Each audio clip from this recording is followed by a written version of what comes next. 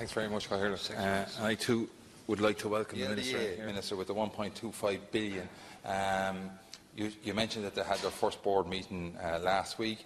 When do we hope to see some sort of progress with regard to at least seeing planning applications coming forward from the LDA with regard to lands that they have?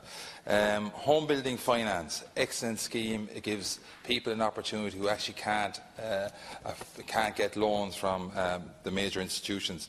And I know in Kildare they have used their allocations. And I understand that you have applied to DPRA to see if you can get extra funding, which was brought in under Minister Coveney. You've continued it on to as well.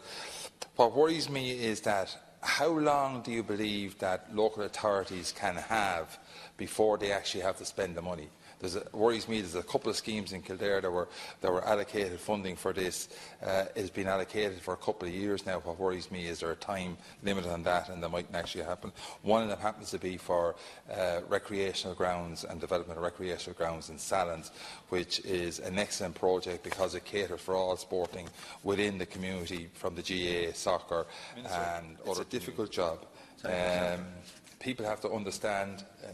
People have to understand that there is 25,000 houses required a year just to keep pace with what is needed out here.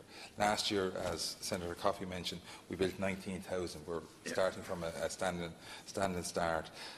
We have a deficit of about 118,000 houses that we need to build just to cater for what's out there at the moment.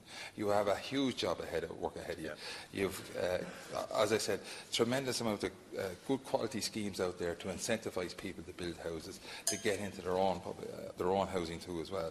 And what you're doing is trying to roll back the faulty mistakes that were made in the past. Thank you, Senator. And I wish you well in the future. Thanks.